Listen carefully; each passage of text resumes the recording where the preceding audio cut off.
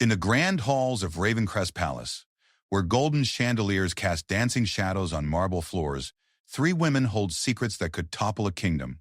Princess Catherine moves through moonlit corridors for forbidden meetings that could cost her the crown. Little Princess Charlotte's tears echo through the royal nursery, carrying a message only she understands.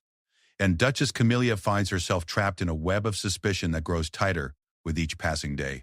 What happens when loyalty collides with love, when innocence becomes evidence, and when the most trusted become the most feared? In a world where every whisper could be treason, and every glance could mean betrayal, the truth is the most dangerous weapon of all. Some secrets are worth dying for, others are worth killing for. But in Ravencrest Palace, the deadliest secret of all might be the one hidden in plain sight. Welcome to a world where power is everything, trust is nothing, and the crown comes with a price that no one is prepared to pay. The silver moon hung like a watchful eye over Ravencrest Palace as Princess Catherine pulled her dark cloak tighter around her shoulders. The ancient stones beneath her feet had witnessed countless secrets over the centuries, but tonight they would guard one more. She moved silently through the shadowed corridors, her heart beating against her ribs like a caged bird desperate for freedom. The palace at midnight was a different creature entirely from its daytime self. Where golden sunlight usually danced through stained glass windows, now only pale moonbeams crept across the floors, creating pools of silver that Catherine avoided as she made her way toward the east wing. Every footstep echoed in her mind, though her slippers made no sound on the polished marble. She had been meeting Marcus for 3 months now, always in secret, always in fear. Marcus Thornfield, the palace guard whose steady brown eyes had first captured her attention during a state dinner 6 months ago. He was everything a princess was not supposed to want. Common-born, honest to a fault, and completely unaware of the political games that ruled her world. In his presence, she was not Princess Catherine of House Ravencrest, heir to a throne that stretched back 12 generations. She was simply Kate, a young woman who laughed too loudly and dreamed of a life beyond palace walls. Tonight felt different, though. There was an electricity in the air, a sense that change was coming whether they wanted it or not. Catherine had received word that her father, King Edmund, was planning to announce her engagement to Prince Victor of neighboring Thornwall within the week. The alliance would secure their northern borders and bring considerable wealth to the kingdom, but it would also chain her to a man she had met only twice and found utterly insufferable. As she turned the corner toward the east wing, Catherine nearly collided with Lady Margaret, one of Duchess Camilla's ladies-in-waiting. The older woman's eyes widened in surprise and suspicion. "Your Highness," Lady Margaret said with a deep curtsy, though her voice carried a note of question. "Forgive me, but it is quite late for a walk." Catherine's mind raced. Lady Margaret was known for her gossip, and worse, her complete loyalty to Duchess Camilla. If word got back to the Duchess that the princess was wandering the halls at midnight, questions would be asked that Catherine could not answer. "I could not sleep," Catherine replied, forcing her voice to remain calm and regal. "The moon is so beautiful tonight, I thought I might visit the East Garden to enjoy it properly." Lady Margaret's eyes narrowed slightly. The East Garden was indeed beautiful, but it was also where the guard quarters overlooked the courtyard. Still, she could hardly question the princess directly. "Of course, Your Highness. Shall I escort you? The halls can be treacherous in the dark." "That will not be necessary," Catherine said firmly. "I prefer solitude for my contemplation." With another curtsy, Lady Margaret stepped aside, but Catherine could feel the woman's eyes boring into her back as she continued down the corridor. The encounter had shaken her more than she cared to admit. In a palace full of spies and schemers, even the simplest interaction could have far-reaching consequences. When she finally reached the East Garden, Marcus was already waiting by the fountain, his tall frame silhouetted against the starlit sky. He turned as she approached, and even in the moonlight, she could see the worry etched across his features. "Kate," he whispered, using the name that only he was allowed to speak. "I was beginning to think you had changed your mind." "I nearly did," she admitted, moving into his arms without hesitation. For a moment they simply held each other, drawing comfort from the warmth and solidity of their embrace. In the distance, the palace loomed like a sleeping giant, its countless windows dark except for a few scattered lights where servants still worked or nobles plotted their next moves. "There is something I must tell you," Catherine said, pulling back to look into his eyes. "My father plans to announce my engagement to Prince Victor of Thornwall. The ceremony will be held within 3 months." She felt Marcus stiffen in her arms, saw the pain flash across his face before he carefully schooled his expression back to neutral. He was a soldier, trained to hide his emotions, but she had learned to read the subtle changes in his bearing that betrayed his true feelings. "I see," he said simply. though she could hear the devastation beneath the calm words. "No, you do not see," Catherine said urgently. "I will not marry him, Marcus. I cannot. I would rather abdicate my claim to the throne than spend my life bound to a man I do not love." "Kate, you cannot mean that," Marcus said, gripping her shoulders gently but firmly. "Your kingdom needs you. Your people need you. You were born for this responsibility." "I was born for this prison," she corrected bitterly. "Every choice made for me, every moment of my life planned by others. When do I get to live for myself? When do I get to choose love over duty?"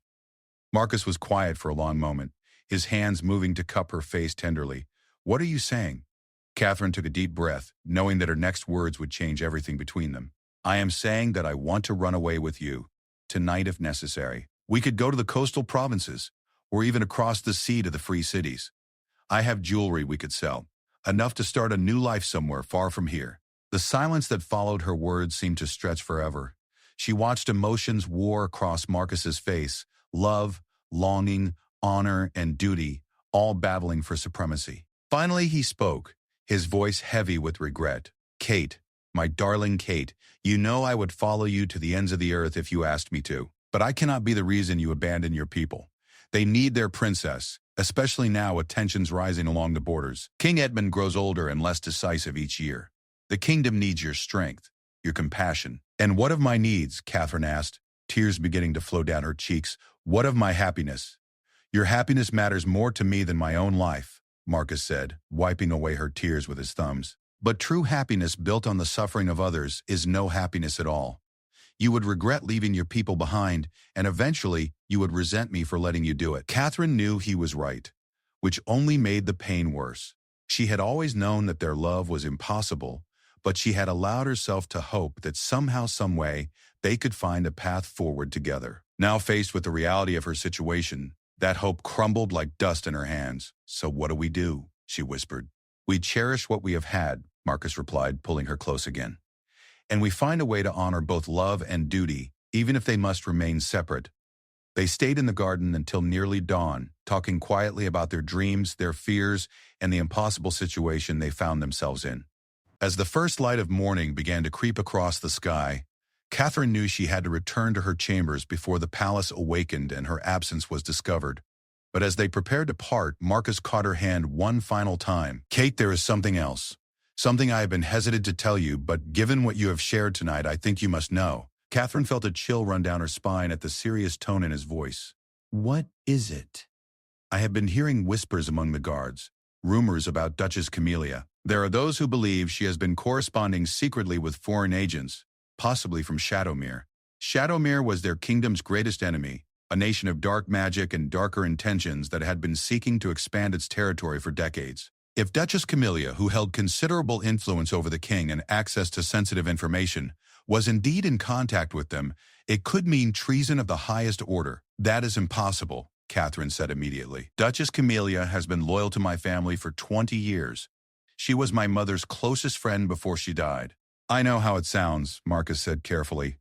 "And I have no proof, only whispers and strange coincidences. But you must be careful around her, Kate.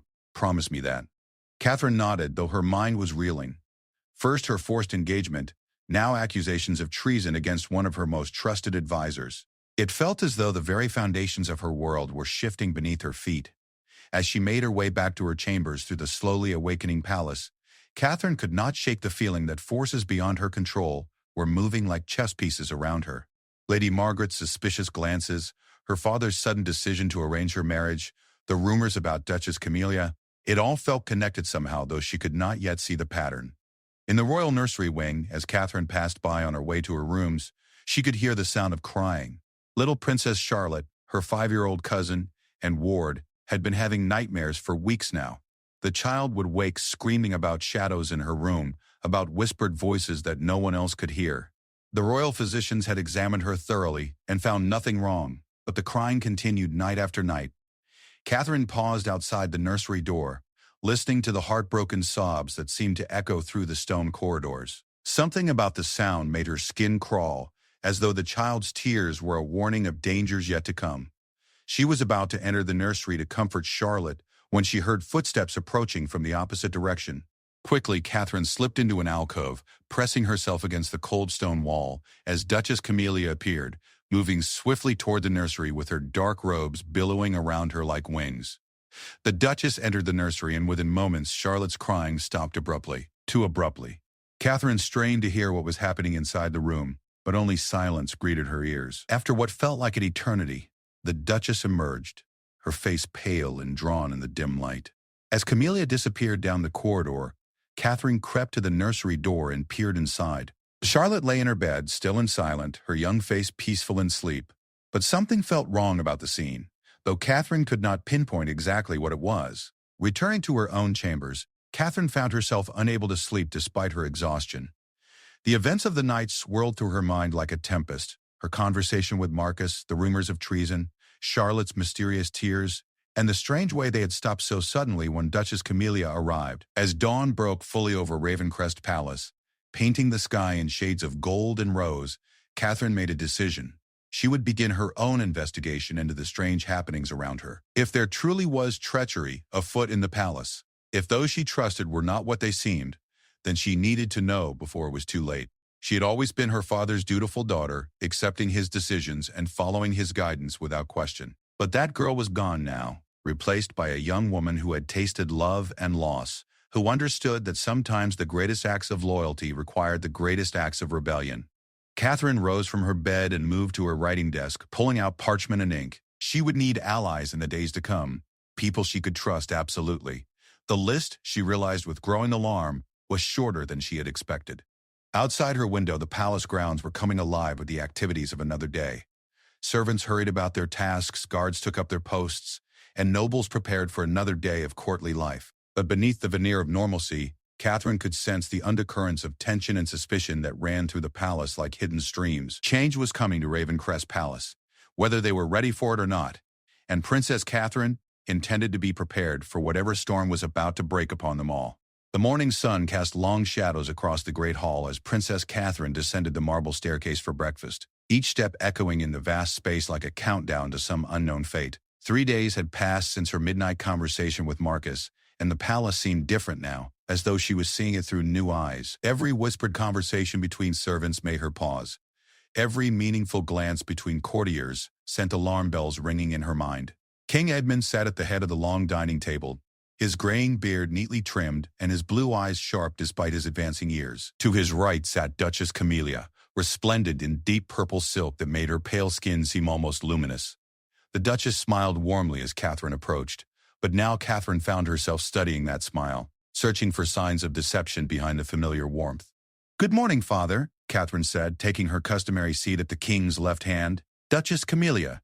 "Catherine, my dear," the Duchess said, her voice smooth as honey. "You look tired this morning. I hope you are not falling ill." Catherine forced a smile. "Perhaps I have been reading too late into the evening. I find myself quite absorbed in the histories lately." It was not entirely a lie. Since her conversation with Marcus, Catherine had indeed been spending her evenings in the royal library, but not reading histories. Instead, she had been researching everything she could find about Shadowmere, their customs, their political structure, and most importantly, their methods of infiltration and espionage. "Knowledge is never wasted," King Edmund said approvingly. "Though I hope you will not exhaust yourself with too much study. You will need your strength for the festivities ahead." Catherine felt her stomach clench. "Festivities, Father?" "The announcement of your engagement to Prince Victor, of course," the king replied, cutting into his breakfast with apparent relish. "I have decided to move the date forward. We will make the official announcement at the Harvest Festival next week." The fork slipped from Catherine's suddenly nerveless fingers, clattering against her plate with a sound that seemed impossibly loud in the sudden silence. Next week. She had thought she had months to find a way out of this arrangement, but now she had barely 7 days. "Father, surely there is no need for such haste," she managed to say, though her voice sounded strange and distant to her own ears. "On the contrary," Duchess Camilla interjected smoothly, "I believe the king is quite wise to expedite the announcement. The people have been unsettled by rumors of unrest along our borders. A royal wedding will give them something joyous to focus upon." Catherine studied the Duchess's face carefully.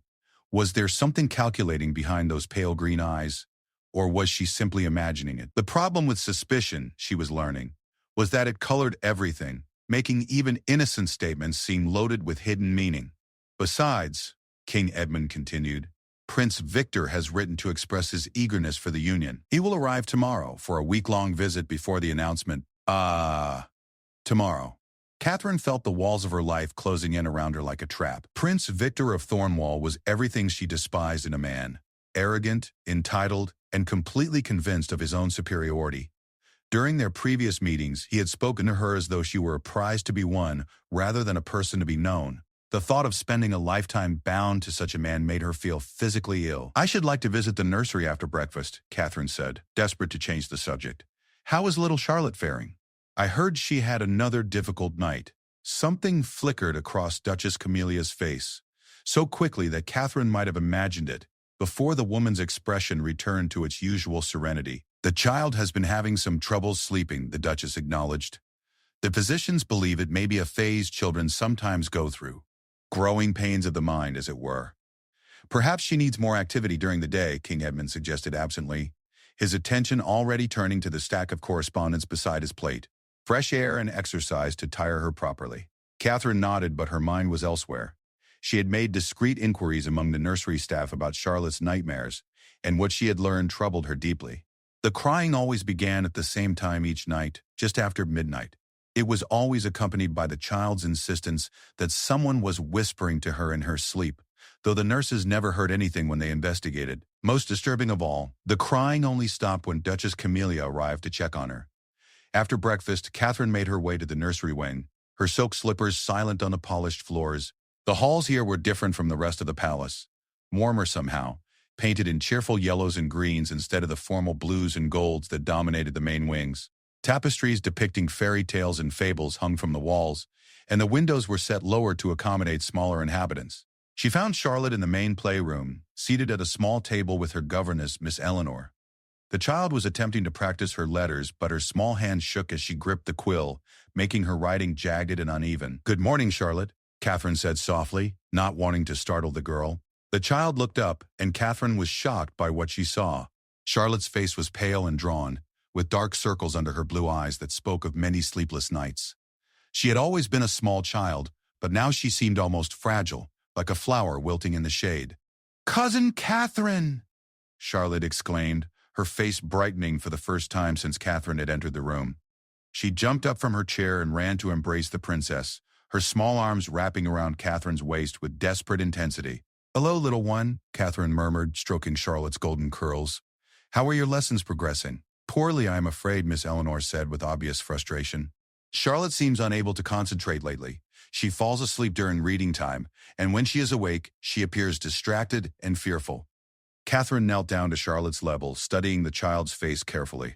"Charlotte, darling, Miss Eleanor tells me you have been having trouble sleeping. Are you having bad dreams?" Charlotte's eyes darted nervously around the room before she leaned in close to whisper in Catherine's ear. "They are not dreams, Cousin Catherine. Someone comes to my room at night and whispers things to me, scary things."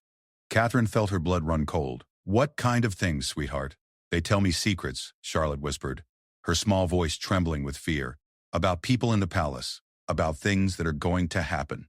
But they make me promise not to tell anyone, or something terrible will happen to you." Catherine's mind raced. If Charlotte was truly hearing whispered conversations in her room at night, it suggested that someone was deliberately using the child as an unwitting spy, perhaps drugging her somehow to make her believe the conversations were dreams. The implications were terrifying. "Charlotte," Catherine said gently, "these whispers you hear, do you recognize the voice? Is it someone you know?" The child nodded slowly, tears beginning to form in her eyes. "But I cannot tell you who it is. They said if I ever tell anyone, you will be hurt." "I do not want you to be hurt, Cousin Catherine." Catherine felt a surge of protective fury unlike anything she had ever experienced. Someone was manipulating this innocent child, using her love for Catherine as a weapon to ensure her silence. The cruelty of it was breathtaking. "Listen to me very carefully, Charlotte," Catherine said, keeping her voice calm and reassuring despite the turmoil in her heart. "I want you to know that no one can hurt me just because you tell me the truth. I am strong and I have many people who protect me. But if someone is frightening you, then I need to know about it so I can make it stop."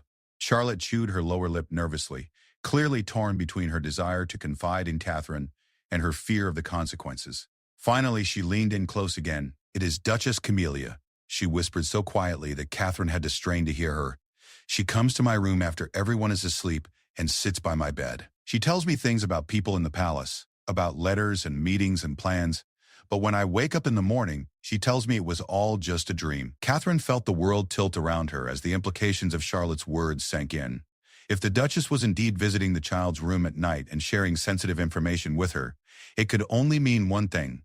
Duchess Camilla was testing the child's ability to keep secrets, perhaps preparing to use her as a conduit for information. It was a common tactic among spies to use children as unwitting messengers, as their innocence made them above suspicion. "Charlotte," Catherine said urgently, "I need you to tell me exactly what the Duchess has told you. Everything you can remember." The child looked around nervously again, then began to speak in halting whispers. What she revealed over the next several minutes made Catherine's blood run cold. Charlotte had been told about secret meetings between the Duchess and men who were not from their kingdom, about plans to weaken the palace defenses during the harvest festival, and most chilling of all, about a plan to ensure that King Edmund would not live to see the winter solstice. Catherine struggled to maintain her composure as the child spoke. If even half of what Charlotte was saying was true, then Duchess Camilla was not merely a spy, she was planning to commit regicide and seize control of the kingdom. The timing with Catherine's forced engagement suddenly made perfect sense. With the king dead and Catherine bound to a foreign prince who could be easily manipulated or eliminated, Camilla would have a clear path to power. "Charlotte," Catherine said when the child had finished, "you have been very brave to tell me this. But now I need you to do something very important for me. I need you to pretend that you never told me any of this. When the Duchess visits you tonight, you must act just as you always have. Can you do that for me?" Charlotte nodded solemnly, though Catherine could see the fear still lurking in her young eyes. "Good girl," Catherine said, pulling the child into another embrace. "And Charlotte, if the Duchess ever tells you anything new, anything at all, I want you to remember it carefully so you can tell me later, but only when we are completely alone, like we are now." Catherine spent another hour in the nursery, playing games with Charlotte and trying to restore some normalcy to the child's day, but her mind was racing with plans and possibilities. She now had confirmation that Duchess Camilla was indeed a traitor, but she had no idea how deep the conspiracy went or who else might be involved. Even worse, she could not simply accuse the Duchess without solid proof. Camilla was too well connected and too trusted by the king for Catherine's word alone to be enough. As she prepared to leave the nursery, Miss Eleanor approached her discreetly. "Your Highness," the governess said in a low voice, "I hope you will forgive my presumption, but I have been growing concerned about Charlotte's condition. She has changed dramatically over the past month, and I fear for her health." "In what way has she changed?" Catherine asked. "She has become withdrawn and fearful, jumping at shadows and starting awake from sleep with cries of terror. But more troubling still, she has begun to know things that she should not know. Yesterday she asked me why Lord Blackwood was sad about losing his money. When I inquired how she knew about Lord Blackwood's financial difficulties, information that has been kept strictly private, she claimed she had dreamed it." Catherine felt another piece of the puzzle click into place. Have there been other instances of Charlotte knowing things she should not? "Several," Miss Eleanor confirmed. She knew about Lady Pemberton's secret pregnancy before it was announced, about the kitchen fire that destroyed the East Wing stores 3 days before it happened, and about several other private matters that no child should be aware of. The pattern was becoming clearer now. Duchess Camilla was not merely using Charlotte as a repository for secrets. She was also using the child's supposed dreams to spread information selectively throughout the palace. By having Charlotte innocently mention various pieces of information to different people, the Duchess could control what people knew and when they knew it, all while maintaining her own appearance of ignorance. "Miss Eleanor," Catherine said carefully, "I want you to begin keeping a detailed record of everything Charlotte says that seems unusual or impossible for her to know. Write down the exact words she uses and the time she says them, but please tell no one else about this request." The governess nodded gravely. "Of course, Your Highness. May I ask if Charlotte is in some sort of danger?" "I am not certain yet," Catherine replied honestly, "but I intend to find out." Leaving the nursery, Catherine made her way through the palace corridors with new purpose. She needed allies, and she needed information. The first person she thought of was Marcus, but approaching him again so soon after their last meeting would be dangerous. If Lady Margaret's suspicions had already been aroused, another midnight encounter might provide the confirmation needed to expose their relationship. Instead, Catherine decided to visit the Royal Library, where she hoped to find Lord Aldrich, the palace's chief historian and one of the few men in court whose loyalty to the crown was beyond question. Lord Aldrich had served 3 kings before Catherine's father and had seen enough palace intrigue to recognize the signs of trouble. She found him exactly where she expected, hunched over an ancient tome in his favorite alcove near the library's eastern windows. His wild white hair caught the afternoon sunlight streaming through the stained glass, creating a halo effect that seemed appropriate for a man who worshipped knowledge above all else. "Your Highness," he said, looking up with genuine pleasure as she approached. "To what do I owe this unexpected visit?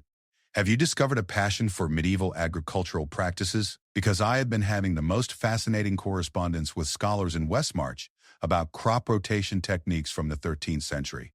Despite her anxiety, Catherine could not help but smile. Lord Aldrich's enthusiasm for even the most obscure historical details was legendary throughout the palace. "I am afraid my interests lie in more recent history," she said, settling into the chair across from him. "Specifically, the political relationships between our kingdom and Shadowmere over the past 20 years. Lord Aldrich's bushy eyebrows rose dramatically. "Shadowmere? Now that is an interesting topic indeed. May I ask what has sparked this particular curiosity?" Catherine chose her words carefully. "I have been hearing rumors about increased tensions along our borders. I thought it might be wise to understand the historical context of our relationship with them." "Wise indeed," Lord Aldrich said, closing his current book and rising to search the nearby shelves. "Shadowmere has been our most persistent adversary for generations, though their methods have evolved considerably over the years. In your great-grandfather's time, they favored direct military action. These days, they prefer more subtle approaches, such as espionage primarily.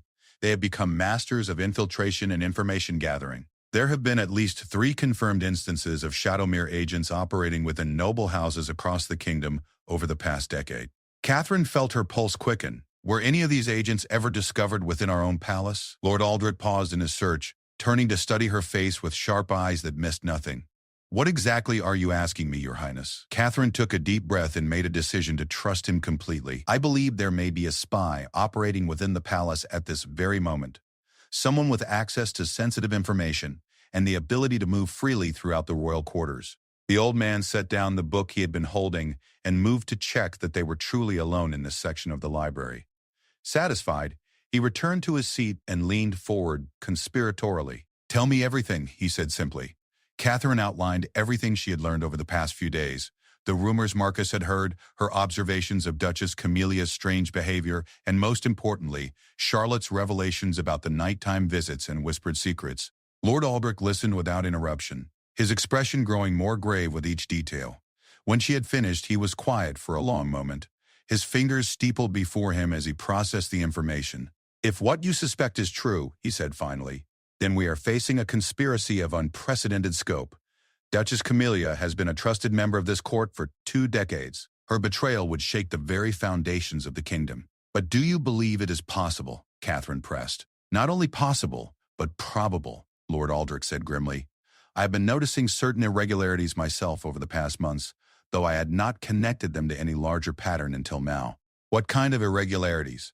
"Documents going missing from secure locations, only to reappear days later in slightly different positions. Conversations that I was certain were private being referenced obliquely by people who should not have known about them. Small things easily dismissed individually, but forming a troubling pattern when viewed together." Catherine felt a mixture of relief and terror. Relief that her suspicions were not mere paranoia, but terror at the implications of what they had uncovered. "What do we do now?" she asked. "We proceed very carefully," Lord Aldrich said. "If Duchess Camilla is indeed a Shadowmere agent, then she undoubtedly has contingency plans in place. Confronting her directly without absolute proof could trigger whatever final plan she has been building toward." "But we cannot simply wait and do nothing while she plots against my father's life," Catherine protested. "No, we cannot," Lord Aldrich agreed.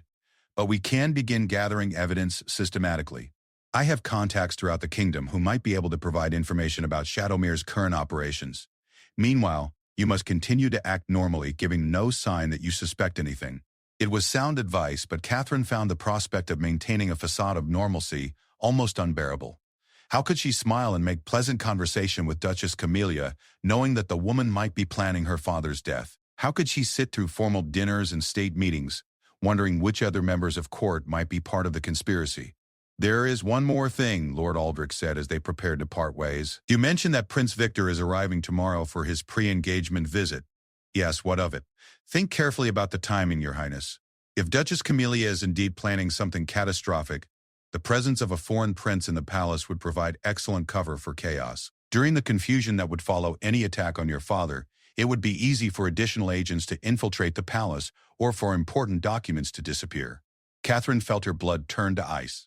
The Harvest Festival, with its crowds and celebrations combined with Prince Victor's visit and her forced engagement announcement, would create the perfect storm of distraction and vulnerability. If Duchess Camilla was planning to make her move, it would happen within the next week. "We must warn my father," she said urgently. "With what proof?" Lord Aldrich asked sadly. "The frightened whispers of a 5-year-old child and our own suspicions? Your father trusts Duchess Camilla implicitly. He would more likely believe that you are trying to avoid your engagement by creating elaborate conspiracies." Catherine knew he was right, but the helplessness of their situation made her want to scream. Somewhere in the palace, plans were being made that could destroy everything she held dear, and she was powerless to stop them without risking even greater disaster. As she walked back toward the royal quarters, Catherine caught sight of a familiar figure in the courtyard below. Marcus was leading a group of new recruits through training exercises, his commanding voice carrying clearly through the open windows. For a moment she allowed herself to imagine a different world where they could be together openly, where her greatest concern was whether to wear blue or green to dinner rather than whether her father would live to see another sunrise. But fantasy was a luxury she could no longer afford. War was coming to Ravencrest Palace, whether in the form of open battle or subtle treachery, and she intended to be ready for it. The great courtyard of Ravencrest Palace buzzed with activity as Prince Victor's entourage arrived in a procession of gleaming carriages and prancing horses. Catherine watched from her chamber window as servants scurried about like ants, unloading trunks and preparing quarters for their distinguished guests. The prince himself cut an imposing figure as he stepped down from his golden carriage. Tall, broad-shouldered, with carefully styled dark hair, and the kind of confident bearing that came from never being told no in his entire life. Catherine had been dreading this moment for days, but now that it was here, she found herself strangely calm. Perhaps it was because she finally had a purpose beyond her own desires, protecting her father and kingdom from whatever plot Duchess Camilla was weaving. Her personal happiness seemed like a small price to pay for preventing a catastrophe that could cost thousands of lives. A soft knock at her chamber door interrupted her brooding. "Enter," she called, expecting her lady's maid with news about the evening's dinner preparations. Instead, Duchess Camilla glided into the room, resplendent in a gown of midnight blue silk that made her pale skin seem almost ethereal. Her smile was warm and maternal as always, but now Catherine could see something else lurking behind those green eyes, something calculating and cold that sent shivers down her spine. "Catherine, my dear," the Duchess said, moving to stand beside her at the window. "You look lovely today, though I sense you are troubled. Wedding nerves, perhaps?" Catherine forced herself to return the smile naturally. "Perhaps. It is a significant change to contemplate." "Indeed it is," Camilla agreed, following Catherine's gaze to where Prince Victor was greeting King Edmund with elaborate ceremony. "Marriage always represents a leap of faith, does it not? We must trust that our partners have our best interests at heart, even when we cannot see the full scope of their plans." There was something in the way she said plans that made Catherine's skin crawl. Was Camilla deliberately baiting her, testing to see how much she knew? Or was Catherine simply reading malicious intent into innocent conversation? "I suppose trust is essential in any partnership," Catherine replied carefully, "though I find it comes more easily when that trust has been earned through consistent actions over time." Duchess Camilla's smile never wavered, but Catherine caught a flicker of something. Surprise? Annoyance? In her eyes. "How wise you are becoming, dear one. Your mother would be so proud to see the woman you are growing into." The mention of her mother hit Catherine like a physical blow. Queen Isabella had died when Catherine was only 12, succumbing to a fever that the palace physicians had been powerless to treat. Duchess Camilla had been one of the few sources of comfort during that terrible time, sharing stories of her friendship with the Queen and providing the maternal guidance that Catherine had so desperately needed. Had it all been lies? Had Camilla been playing a long game even then, positioning herself to exploit Catherine's grief and need for connection? The possibility made Catherine feel sick to her stomach. "I try to honor her memory in all my choices," Catherine managed to say. "I am certain you do," Camilla replied. She always believed that duty and personal desire could be reconciled, given enough wisdom and patience. Perhaps you will find that to be true in your own marriage. After Camilla left to oversee preparations for Prince Victor's welcome feast, Catherine remained at her window, her mind churning with questions and suspicions. Every word of their conversation had felt loaded with hidden meaning, like a chess match where she could only see half the board. As evening approached, Catherine made her way to the great hall for the formal dinner, welcoming Prince Victor. The hall had been transformed for the occasion, with hundreds of candles casting warm light over tapestries depicting the great alliance between their kingdoms. Long tables groaned under the weight of golden platters laden with the finest delicacies the royal kitchens could produce. Prince Victor rose from his seat at the high table as she approached, offering her a bow that managed to be both courtly and condescending at the same time. "Princess Catherine," he said, his voice carrying the slight accent of his homeland. "You look radiant this evening. Marriage will suit you well, I think." Catherine forced herself to smile graciously as he kissed her hand. Up close, she could see that he was indeed handsome in a conventional way, with regular features and the kind of polished good looks that came from a lifetime of privilege. But there was something about his eyes that disturbed her, a coldness that suggested he viewed everything and everyone in terms of their usefulness to him. "You honor me with your presence, Your Highness," she replied, settling into the chair he held for her. "I trust your journey was pleasant?" "Quite pleasant, thank you," Victor said, resuming his seat beside her. "Though I confess I am eager to discuss the details of our upcoming alliance. There are several matters of trade and military cooperation that I believe will benefit both our kingdoms greatly." As dinner progressed, Catherine found herself studying the interactions between Prince Victor and the other guests. He was charming enough, she supposed, laughing at King Edmund's stories and complimenting the various nobles on their estates and accomplishments.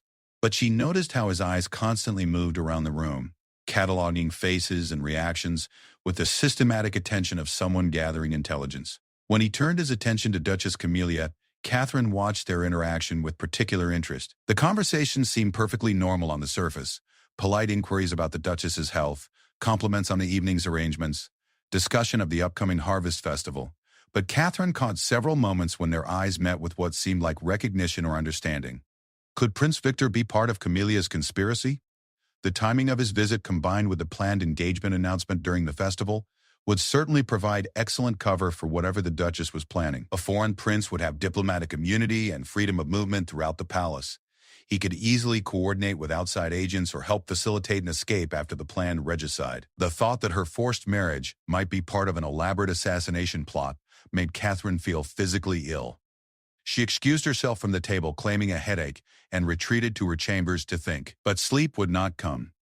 Every time she closed her eyes, she saw her father lying dead, while Duchess Camilla and Prince Victor stood over his body, dividing his kingdom between them. She imagined Charlotte crying in her nursery, traumatized by whatever role they had forced her to play in their schemes.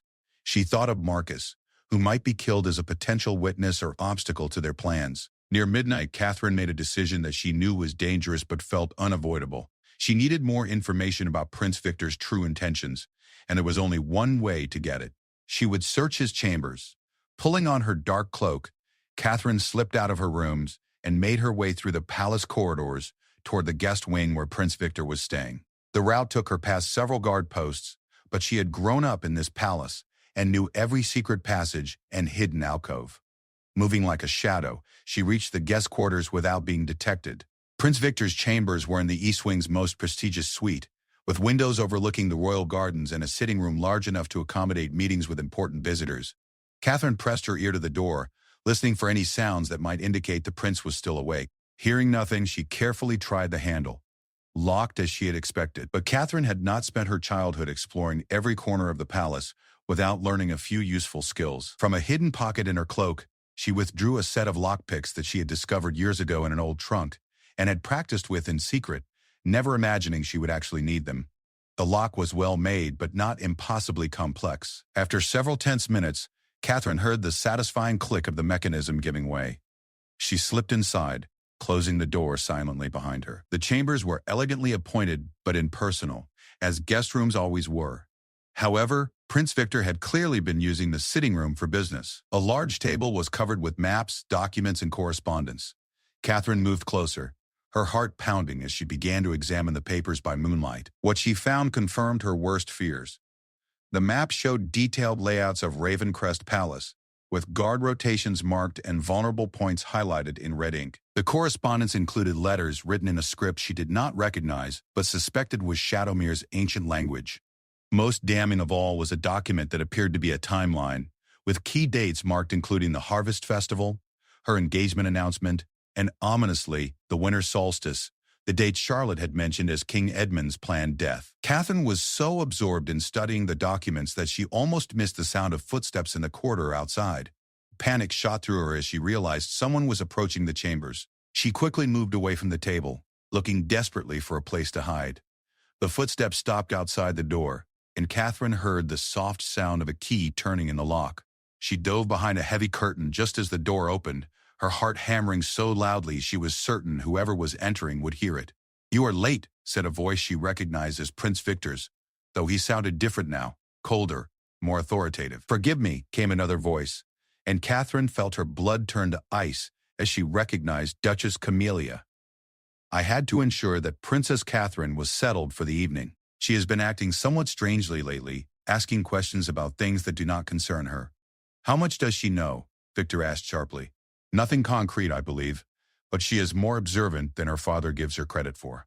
We may need to accelerate our timeline." Catherine pressed herself deeper into the shadows behind the curtain, hardly daring to breathe as the conspiracy unfolded before her ears. "The child continues to be useful?" Victor inquired. "Very much so," Camilla confirmed. "Little Charlotte has been the perfect conduit for information. Her innocent questions and comments have allowed me to gauge what various court members know and suspect. No one questions the rambling of a sleepy child." Catherine felt rage building in her chest as she thought of how they had been manipulating Charlotte, using her trusting nature as a weapon against her own family. "And the final phase remains on schedule?" Victor pressed. Yes. "During the chaos of the festival, when everyone's attention is focused on the engagement announcement, our agents will move into position. King Edmund will not see the dawn of the winter solstice, and by then you and Catherine will be safely married and beyond anyone's ability to question or challenge." "Good," Victor said with satisfaction. "And what of the guard Marcus that our sources tell us Catherine has been meeting with secretly?" Catherine's heart stopped beating for a moment as she realized they knew about her relationship with Marcus. "He will be dealt with," Camilla said coldly. "An unfortunate training accident, perhaps, or maybe he will heroically die defending the king during the attack. Either way, he will not survive to complicate our plans." The casual way they discussed Marcus's murder as though it were a minor detail made Catherine want to scream with fury. These people were planning to destroy everything and everyone she cared about, and they spoke of it as though they were planning a dinner party. "Excellent," Victor said. "Shadowmere will be pleased with our progress. Once the old king is dead and I control Catherine through marriage, this kingdom will provide the perfect staging ground for our expansion into the Western territories." "Speaking of Princess Catherine," Camilla said, her voice taking on a note of concern, "I believe we may need to consider more direct control measures. She is growing suspicious, and her intelligence could pose a threat if she discovers too much." "What do you propose?" "The same methods we have been using with the child, but more intensively. A carefully administered compound that would make her more malleable, more accepting of suggestions. She would still appear perfectly normal to observers, but her will to resist our plans would be significantly weakened." Catherine felt bile rise in her throat as she realized they were planning to drug her into compliance. The callousness of it was breathtaking. They would turn her into a puppet, aware enough to play her role but unable to resist or escape. Can this be done without detection? Easily. The compound can be mixed into her morning tea starting tomorrow. By the time of the engagement announcement, she will be completely under our control. They continued talking for another few minutes, discussing logistics and contingencies, but Catherine had heard enough. She waited until they concluded their meeting and left the chambers before emerging from her hiding place on trembling legs. She had to get word to her father, had to warn Marcus, had to find a way to stop this nightmare from unfolding. But first, she needed proof that even her trusting father could not dismiss. Working quickly, Catherine gathered several of the most damning documents from Victor's table, including the palace maps and the timeline. She also took one of the letters written in the Shadowmere script, hoping that Lord Aldrich might be able to translate it. As she prepared to leave, Catherine caught sight of something that made her pause. Hidden beneath other papers was a small vial containing a clear liquid, undoubtedly the compound Camilla had mentioned using to control her. On impulse, Catherine took the vial as well. If nothing else, it could be analyzed to determine its effects and potentially develop an antidote. The journey back to her chambers felt like the longest of Catherine's life. Every shadow seemed to hide potential enemies. Every sound might herald her discovery. But finally she reached the safety of her rooms and collapsed into a chair, her whole body shaking with reaction to what she had witnessed. Dawn was beginning to break over the palace grounds, painting the sky in shades of pink and gold that seemed mockingly beautiful given the darkness of her discoveries. In just a few hours, the palace would wake to another seemingly normal day, unaware that they were all living under the shadow of impending catastrophe. Catherine spread the stolen documents across her writing desk, studying them in the growing light. The evidence was damning, but would it be enough to convince her father? King Edmund had trusted Duchess Camilla for 2 decades. Could a few pieces of paper overcome that history? She thought about the vial of poison intended for her own use and shuddered. How long had they been planning this? How many small betrayals and manipulations had led to this moment? Every kindness Camilla had shown her, every piece of advice, every moment of comfort during her mother's death. Had it all been calculated moves in some elaborate game? A soft knock at her door made Catherine jump and quickly hide the documents. "Enter," she called, trying to keep the strain from her voice. Her lady's maid, Sarah, entered with a breakfast tray and Catherine's morning tea. Catherine stared at the delicate porcelain cup with horror, wondering if this was how they planned to begin drugging her. "Sarah," she said carefully, "who prepared my tea this morning?" "The same as always, Your Highness. Mrs. Pemberton in the kitchens brews your special blend fresh each morning." Catherine felt a moment of relief. If they were planning to drug her tea starting today, it would likely happen later, possibly when Duchess Camilla had a chance to interfere with the preparation. "Thank you, Sarah. Please set the tray on the table by the window. I will take my breakfast there this morning." As her maid busied herself with arranging the breakfast service, Catherine's mind raced with plans. She needed to get the evidence to Lord Aldrich for analysis and translation. She needed to find a way to warn Marcus without exposing him to greater danger. Most urgently, she needed to find a way to protect her father without alerting the conspirators that their plot had been discovered. The next few days would determine the fate of the kingdom. Catherine only hoped she was clever enough and brave enough to prevent the disaster that was bearing down on them all like a storm-driven tide. Catherine spent the morning in her chambers, claiming illness to avoid the day's scheduled activities with Prince Victor. The excuse allowed her to study the stolen documents more carefully and plan her next moves without having to maintain a facade of normalcy. Every few minutes, she found herself glancing at her untouched breakfast tray, particularly the delicate teacup that might contain the first dose of whatever substance they intended to use to control her mind. Around midday, she managed to slip away to the library. Under the pretense of seeking reading material to ease her supposed illness, Lord Aldrich was exactly where she expected to find him, hunched over a collection of ancient manuscripts with the intense focus of a man who had found his true calling. "Your Highness," he said, looking up with concern as she approached, "I heard you were unwell this morning." "A convenient fiction," Catherine replied quietly, glancing around to ensure they were alone. "I have something urgent to show you." She spread the documents she had stolen across his desk, watching his expression change from curiosity to alarm as he examined them. The palace maps with their detailed guard rotations made him frown deeply, but it was the Shadowmere correspondence that truly shocked him. "Dear God," he whispered, adjusting his spectacles to peer more closely at the foreign script. "Where did you obtain these?" "From Prince Victor's chambers," Catherine admitted. "I know it was dangerous, but I needed proof of what we suspected."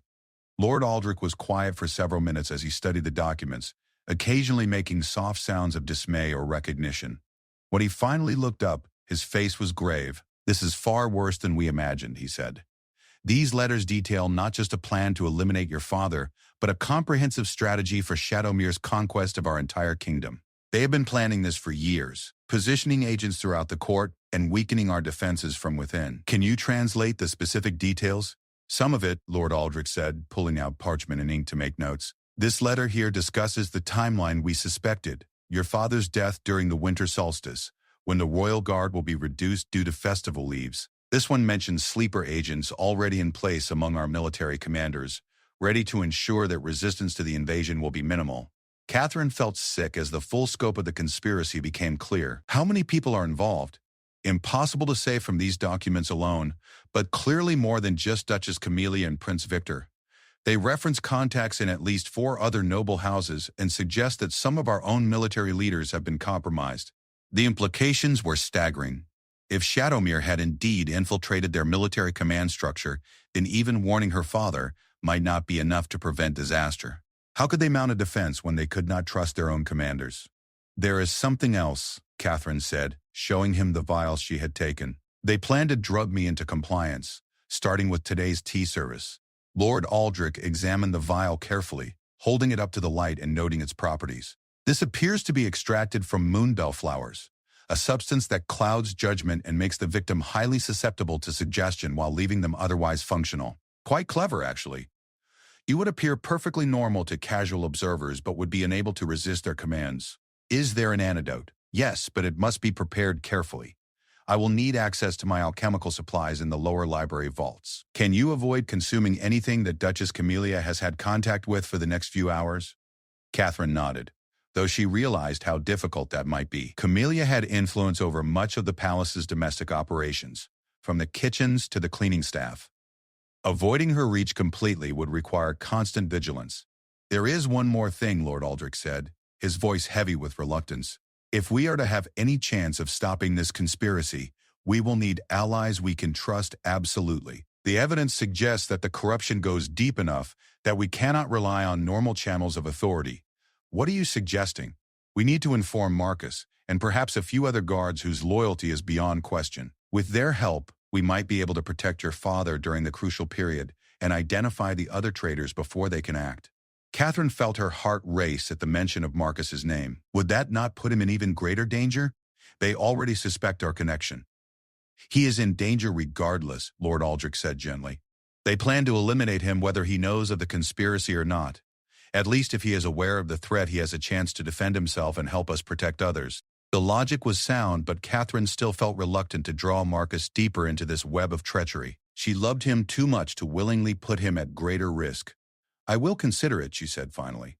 But first, we need to find a way to warn my father without alerting the conspirators that we know of their plans. Agreed. Perhaps we could arrange for him to discover some of this evidence himself in a way that would seem natural and unforced. They spent the next hour developing a plan.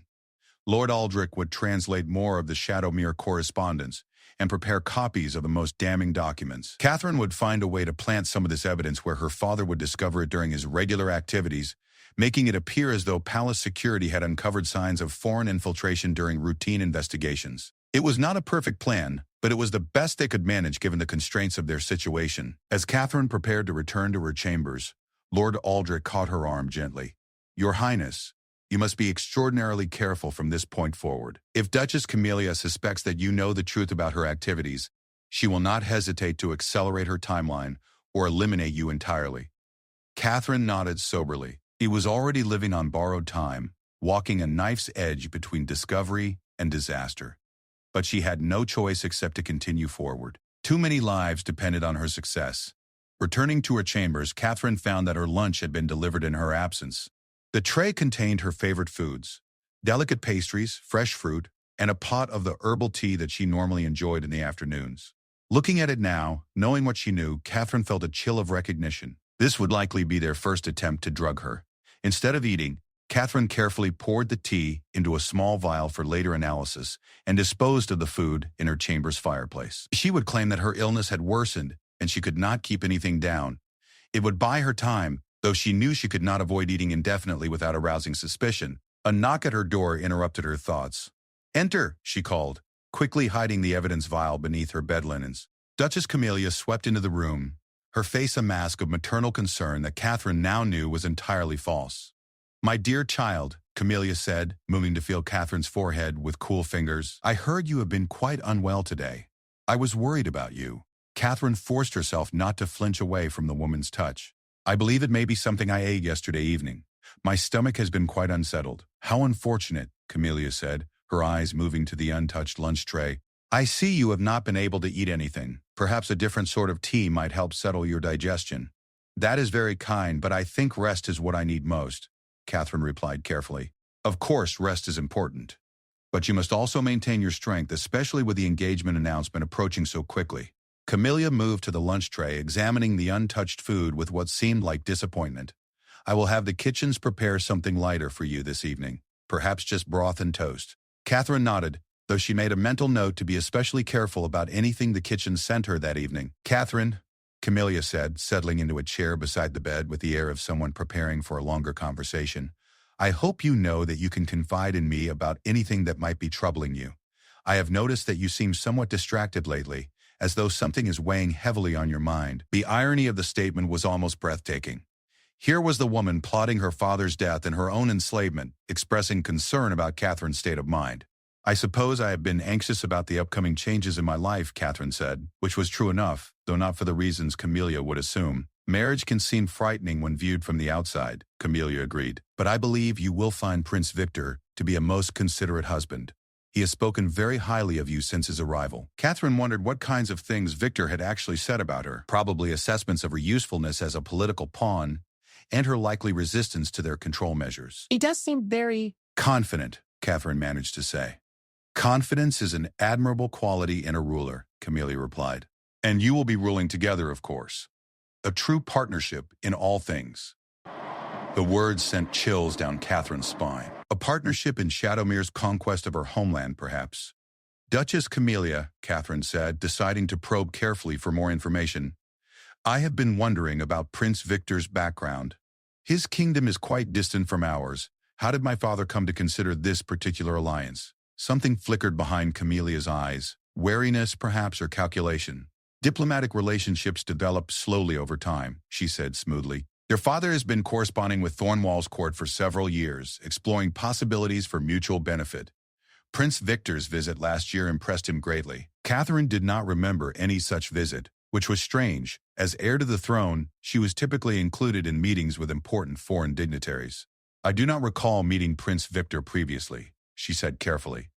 You were away visiting your cousins in the southern provinces during his last visit. Camilla replied without hesitation. A pity, really. It might have made this introduction less overwhelming for you. It was a smooth lie, delivered with perfect confidence. Catherine had indeed visited her southern cousins the previous summer, but she was certain she would have been recalled for any important diplomatic meetings. The fact that Camilla had a ready explanation suggested this was a question she had anticipated and prepared for. Of course, Catherine said. I had forgotten the timing. They talked for a few more minutes about trivial matters. The upcoming harvest festival decorations, plans for the engagement celebration, Catherine's dress fittings with the royal seamstresses, all perfectly normal conversation that revealed nothing of the deadly plots swirling beneath the surface of palace life. After Camilla left, Catherine sat in her chair by the window, watching the afternoon shadows lengthen across the courtyard below. Servants hurried about their tasks, guards walked their regular patrols, and nobles strolled through the gardens in their fine clothes, all blissfully unaware that their world was balanced on the edge of destruction. They spotted Marcus near the training grounds, drilling with a group of younger guards. Even at this distance, she could see the easy competence with which he moved, the natural authority that made other men want to follow him. The thought that he might be dead within days made her chest tight with grief and fury.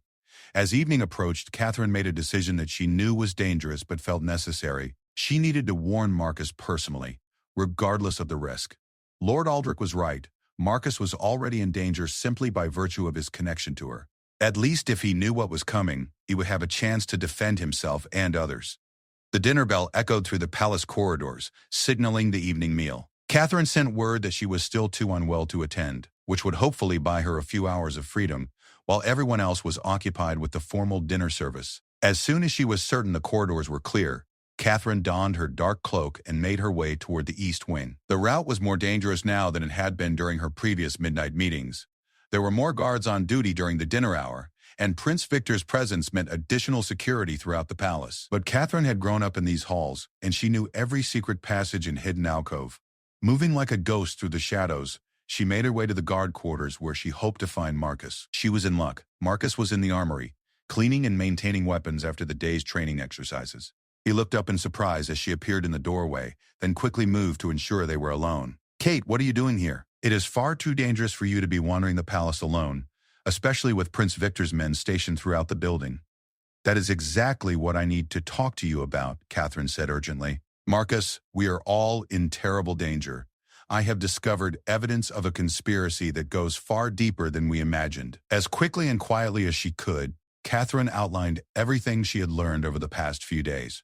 She told him about Charlotte's revelations, the documents she had stolen from Prince Victor's chambers, and the conversation she had overheard between Camilla and the prince. Marcus listened without interruption, his expression growing darker with each revelation. When she finished, he was quiet for a long moment, processing the implications of what she had told him. This explains several things that have been troubling me, he said finally. There have been changes in guard rotations that did not make sense. New assignments that seemed designed to separate certain loyal men from sensitive positions. I thought it was just poor planning, but now I see it was deliberate sabotage. They planned to kill you, Catherine said, her voice breaking slightly. During the festival chaos, they will arrange some kind of accident or heroic death. Marcus reached out to cup her face gently, his thumb brushing away tears she had not realized were falling. Then we will have to ensure that they do not get the chance. How? We cannot trust anyone in authority. We do not know how deep the corruption goes. We start with the men I know personally, guards who have served loyally for years and whose families live in the kingdom. Mercenaries and foreign agents would not have such deep connections to our people. It was a start, but Catherine wondered if it would be enough. There is more, she said, pulling out the vial of poison intended for her own use. They plan to drug me into compliance, starting immediately. I have been avoiding food and drink that might be contaminated, but I cannot do so indefinitely without arousing suspicion. Marcus examined the vial with grim recognition. I have seen the effects of moonbell extract before, during border conflicts with raiders who used it to control captives. Lord Aldrich is preparing an antidote? Yes, but it will take time. Meanwhile, I must pretend to be gradually falling under their influence without actually consuming the drug. A dangerous game, Marcus said, if you misjudge their expectations or they become suspicious. I know the risks, Catherine said. But what choice do I have? If I disappear or openly refuse to participate in their plans, they will simply accelerate the timeline and attack before we are ready to defend against them. Marcus was quiet for another moment, clearly thinking through the tactical situation. We need to get word to your father without alerting the conspirators. Can Lord Aldrich arrange for the king to discover some of this evidence through seemingly normal channels? We are working on that. But Marcus, what if it is not enough? What if there are too many traitors for us to identify them all in time? Marcus took her hands in his grip warm and reassuring. Then we improvise. We protect who we can, gather intelligence as quickly as possible, and trust that our love for this kingdom will give us the strength to find a way through. Standing there in the flickering candlelight of the armory, surrounded by weapons and the tools of war, Catherine felt a moment of perfect clarity. Whatever happened in the days to come, whatever sacrifices they had to make, she would not let the people she loved fall victim to this conspiracy without a fight. I should go, she said reluctantly, if my absence is discovered. Wait, Marcus said, moving to a locked chest in the corner of the armory. He withdrew a small dagger in a leather sheath, its blade gleaming wickedly sharp in the candlelight. Take this. If you are discovered or cornered before we can act, use it. Catherine hesitated. She had never held a weapon with the intent to harm another person, and the weight of the blade in her hand felt alien and frightening. I do not know if I could actually use it, she admitted. Then pray you never have to find out, Marcus said grimly. But Kate, if it comes down to a choice between your life and theirs, do not hesitate. Too much depends on your survival. Catherine nodded and secured the dagger beneath her cloak. As she prepared to leave, Marcus caught her hand one final time. Kate, whatever happens in the next few days, I want you to know that loving you has been the greatest privilege of my life.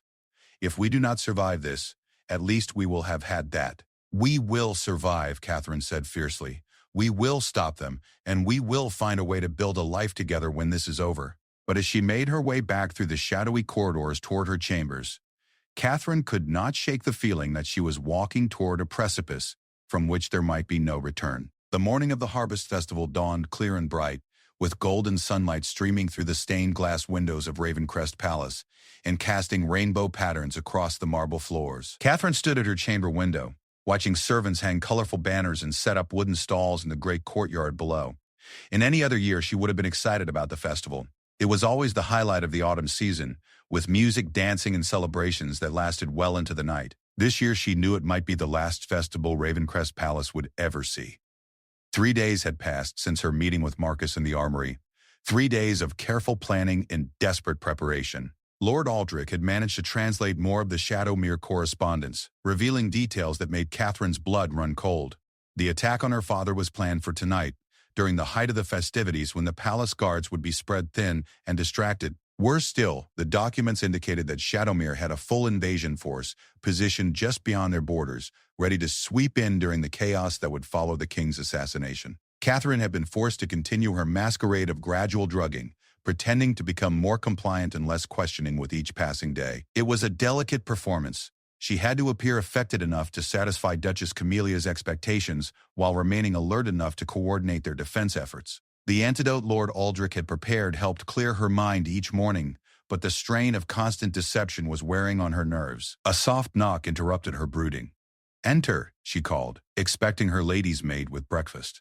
Instead, Prince Victor stepped into her chambers. looking every inch the conquering hero in his finest court attire.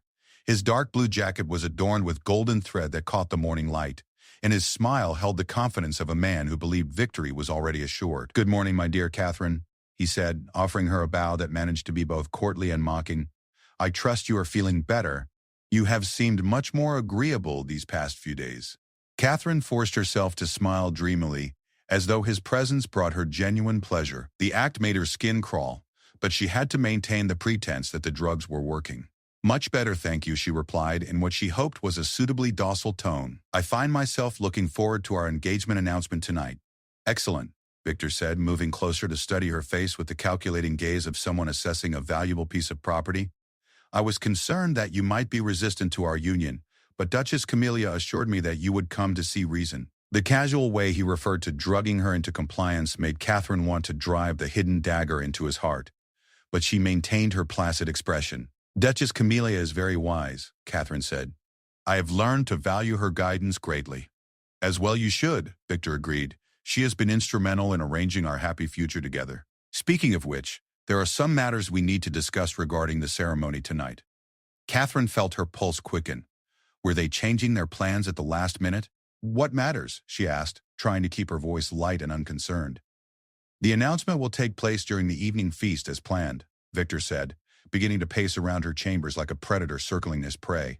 "However, we have decided to hold the actual wedding ceremony immediately afterward, rather than waiting for a more elaborate affair next month." Catherine's blood turned to ice.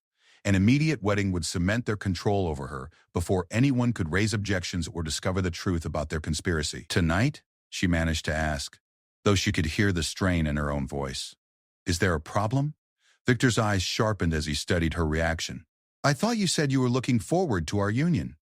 Catherine quickly composed herself, forcing her expression back to dreamy compliance. "Of course not. I was simply surprised by the efficiency of the arrangement." Efficient indeed, Victor said with satisfaction. Duchess Camilla felt it would be wise to complete all formalities quickly, given the uncertain times we live in. Border tensions, rumors of unrest. It is better to have our alliance fully established before any troubles arise. Catherine nodded as though this logic made perfect sense to her addled mind, but internally she was reeling. A wedding tonight would mean consummation of the marriage, which would make any future resistance infinitely more difficult. Even if they managed to expose the conspiracy afterward, she would still be legally bound to this monster. "I should begin preparing for the ceremony," Catherine said. "Will there be time for proper wedding attire?" "Duchess Camilla has already arranged everything," Victor assured her. "Your dress is being prepared as we speak." She really has thought of every detail. After Victor left, Catherine sank into a chair, her hands trembling with the effort of maintaining her facade. The wedding tonight changed everything. Even if they managed to prevent her father's assassination, she would still be trapped in a marriage that would give Shadowmere a permanent foothold in the kingdom. She had to get word to Marcus and Lord Aldrich immediately.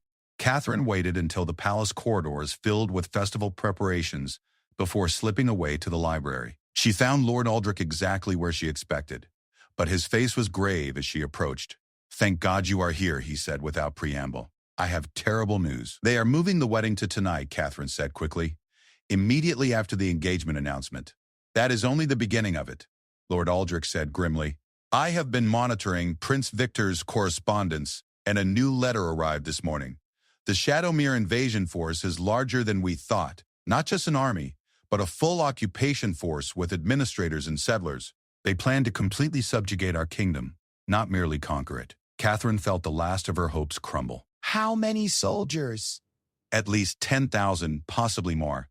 Far too many for our current forces to repel, especially with traitors in our own ranks." "Then we have failed," Catherine said numbly.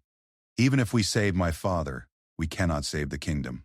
"Perhaps," Lord Aldrich said, "but there may be one option left to us, though it requires an enormous sacrifice." What kind of sacrifice? Lord Aldrich hesitated before continuing.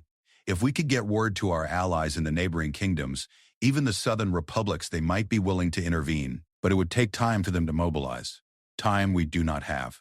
Unless we could delay the invasion somehow? "If the attack on your father fails, if their carefully laid plans are disrupted, they might be forced to postpone the invasion until their agents can re-establish control." Catherine saw where he was leading.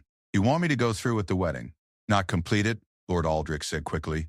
"But if you could maintain the pretense long enough for us to get messages to our allies, to rally the loyal elements of our own forces, I would be sacrificing any chance of escape," Catherine said quietly. "Once I am married to Victor, even under false pretenses, the political reality becomes almost impossible to undo." "I know what I am asking of you," Lord Aldrich said, his voice heavy with regret. "It may be that this kingdom is not worth such a sacrifice." Catherine was quiet for a long moment, thinking of all the people who called this land home. Farmers and craftsmen, merchants and scholars, children who played in village squares, and elderly couples who had built their lives here over decades. She thought of Charlotte, crying in her nursery because adults had filled her world with fear and treachery. She thought of Marcus, who had devoted his life to protecting people he would never even meet. "It is worth it," she said finally, "but I will need your help to make it work." "Anything," Lord Aldrich promised. "First, we must find a way to ensure my father survives tonight, regardless of what happens to me. Can you arrange for additional loyal guards to be positioned near him during the festivities?" Yes, I have already spoken with Marcus about that. "We have identified at least a dozen men whose loyalty is beyond question." "Good." "Second, I need you to begin sending messages to our allies immediately. Tell them that Ravencrest calls for aid, that Shadowmere prepares to invade under cover of a royal wedding. Even if they cannot arrive in time to prevent the initial attack, they might be able to help us retake the kingdom later. I will dispatch riders within the hour," Lord Aldrich promised. "Third," Catherine continued, her voice growing stronger as her resolve crystallized, "I need you to document everything we have discovered about this conspiracy. Names, evidence, timelines. All of it. If something happens to us, someone must know the truth of what occurred here." "And fourth?" Lord Aldrich asked gently. Catherine took a deep breath. "If the worst happens, if they succeed in killing my father and completing their conquest, I need you to promise me that you will find a way to get Charlotte to safety. She does not deserve to suffer for the failures of the adults around her." Lord Aldrich nodded solemnly. "You have my word."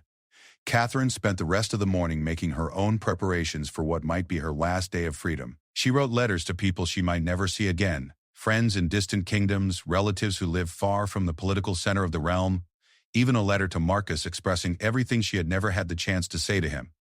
As afternoon approached, servants arrived to help her prepare for the wedding ceremony. The dress Duchess Camilla had chosen was beautiful in a cold, formal way. White silk with intricate silver embroidery that caught the light like frozen tears. Catherine allowed herself to be dressed and adorned like a doll, submitting to the ministrations of hairdressers and seamstresses, while her mind raced with final preparations. When the servants finally left her alone, Catherine retrieved the dagger Marcus had given her and secured it beneath her wedding gown. If everything else failed, if she found herself alone and powerless in the hands of her enemies, she would at least retain the option of choosing her own fate. The festival was in full swing by the time Catherine made her way to the Great Hall. The corridors rang with music and laughter, and the smell of roasted meats and fresh bread filled the air. Nobles in their finest attire mingled with wealthy merchants and guild leaders, all eager to celebrate the harvest and witness the royal engagement announcement. Catherine found her father in his private chambers, adjusting his ceremonial crown before a mirror. King Edmund looked older than she remembered, with new lines around his eyes and a weariness in his bearing that spoke of the heavy burdens of rule. "Father," she said softly, not wanting to startle him. He turned and smiled, his face lighting up with genuine pleasure at the sight of her in her wedding finery. "Catherine, my dear," he said, moving to embrace her. "You look absolutely radiant. Prince Victor is a fortunate man indeed." Catherine felt tears threaten at the warmth in his voice. How could she tell him that this might be their final conversation? How could she explain that the woman he trusted most in the world was planning his death? "Father," she said urgently, gripping his hands, "I need you to promise me something." "Of course, my dear. What is it?" "Tonight during the festivities, please stay close to Marcus and the guards you trust most. Do not wander off alone, no matter how safe the palace seems." King Edmund frowned at the intensity in her voice. "Catherine, is there something wrong? You sound frightened." Catherine chose her words carefully. "I have heard rumors of unrest, possibly even threats against the crown. I may be worrying unnecessarily, but I would feel better knowing you were being especially cautious." "I appreciate your concern," the king said, though she could see he was not taking the threat entirely seriously. "But surely tonight of all nights, surrounded by friends and family—" "Please, father," Catherine interrupted. "For my peace of mind, if nothing else." King Edmund studied her face for a moment, then nodded. "Very well, I will be careful." It was not the comprehensive warning she had hoped to give him, but it was better than nothing. Catherine prayed it would be enough. The great hall had been transformed for the occasion. Hundreds of candles cast warm light over tables groaning with food and drink, while musicians filled the air with festive melodies. Catherine took her place at the high table between her father and Prince Victor, smiling and nodding at the assembled guests while her heart hammered against her ribs. Duchess Camilla sat nearby, resplendent in deep purple silk, watching the proceedings with the satisfied expression of someone whose long-laid plans were finally coming to fruition. Every few minutes her eyes would meet Catherine's with what might have appeared to be maternal pride, but which Catherine now recognized as the cold assessment of a predator. As the evening progressed, Catherine found herself studying the faces around her, wondering which ones belonged to traitors and which to innocent victims of the conspiracy. Lord Blackwood, who had seemed so trusted and loyal, Lady Pemberton, who had always been kind to her. Could she be a Shadowmere agent? The uncertainty was maddening. Finally, as the main course was being cleared away, King Edmund rose from his seat to address the assembled guests. A hush fell over the hall as everyone turned their attention to their monarch. "My friends," King Edmund began, his voice carrying clearly through the vast space, "we gather tonight not only to celebrate the bounty of our harvest, but to share wonderful news about the future of our kingdom." Catherine felt her stomach clench as the moment of truth approached. "It is my great pleasure to announce the engagement of my daughter, Princess Catherine, to Prince Victor of Thornwall. Their union will strengthen the bonds between our kingdoms and ensure a prosperous future for both our peoples." Applause erupted throughout the hall, and Catherine forced herself to smile and accept the congratulations of those around her. Prince Victor took her hand and raised it to his lips in a gesture that would have seemed romantic to the assembled guests, but felt like the closing of shackles to Catherine. Furthermore, King Edmund continued when the applause died down, "In honor of this joyous occasion, and to cement our alliance without delay, the wedding ceremony will take place immediately following tonight's feast." This announcement created a greater stir among the guests. Immediate royal weddings were unusual, and spoke to either great romance or urgent political necessity. Catherine saw several nobles exchange meaningful glances and whispered conversations. As the king returned to his seat, Duchess Camilla rose gracefully. "If I may," she said, her voice carrying effortlessly through the hall, "I would like to propose a special toast to celebrate this momentous occasion." Servants immediately began circulating through the hall with goblets of wine, ensuring that every guest had a drink for the toast. Catherine noticed that her own goblet seemed slightly different from the others. The wine was a shade darker, with a faint shimmer that might have been moonbell extract. Her final dose, she realized. They wanted her completely docile for the wedding ceremony and what would follow. Catherine accepted the goblet with steady hands, though her heart was racing. Around her, hundreds of guests raised their own drinks in preparation for the toast. At the high table, Prince Victor lifted his goblet with obvious satisfaction, while Duchess Camilla's eyes glittered with triumph. This was the moment of choice.